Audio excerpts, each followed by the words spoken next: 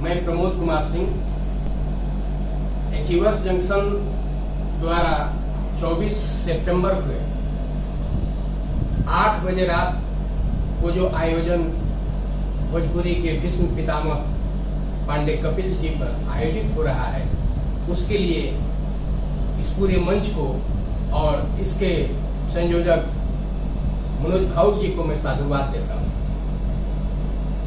दरअसल पांडे जी से मेरी मुलाकात एक आयोजन के संदर्भ में ही हुआ, जिसमें पांडे कपिल जी के साथ कृष्णानंद कृष्ण, सुभद्रा वीरेंद्र, शिववंश पांडे, विशुद्धानंद जी, जोगेंद्र प्रसाद जी, ये सब कई लोग उसमें शामिल थे। भोजपुरी के कथाकार कवि सत्यनारायण सिंह जी, उनसे हमारी मुलाकात करवाई।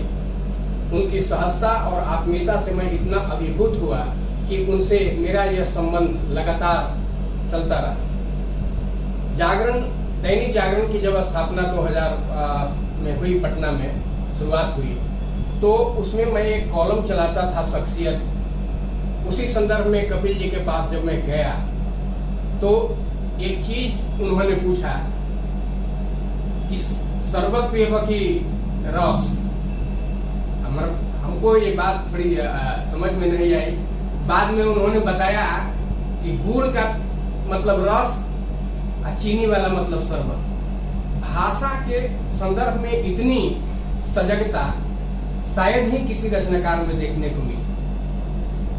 मैंने शख्सियत के संदर्भ में उनसे कई बातें की और उस दरमियान उन्होंने कई पुस्तकें और भोजपुरी साहित्य की पत्रिका जो थी वो कई अंक हमको उन्होंने उपलब्ध कराए। एक दिन मैं समालोचक नंद किशोर नवल जी के यहाँ गया था, तो उन्होंने कहा कि आप तो भोजपुरी भाषी हैं। हम कहे जी सर। तो आपने पांडे कपिल का फुलसूंगी उपन्यास पढ़ा है?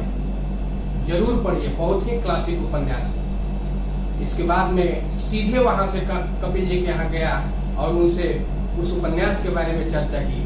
वो ढूंढ करके लाए और वो पुस्तक आज भी मैं सहेज करके रखे हुए हूँ। महेंद्र मिश्र पर लिखा गया है उपन्यास, कालजयी है। भोजपुरी में ही नहीं बल्कि इसको जिस भाषा में मैं तो चाहूँ कि इसको अनुदित किया जाना चाहिए हिंदी में, बहुत ही कालजयी रचना है। तो इस तरह का पांडे जी से मेरा सरोकार बढ़ते गया और उनका आशीर्वाद मुझे हमेशा मिला।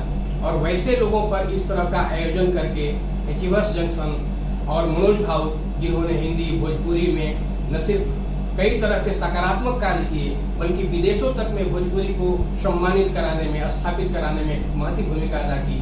तो ऐसे लोगों को मैं एक बार पुनः साधुवाद देता हूं और आप लोगों से अपील करता हूं कि 24 सितंबर 8 बजे आप लोग भी इस कार्यक्रम के साथ जुड़े। धन्यवाद।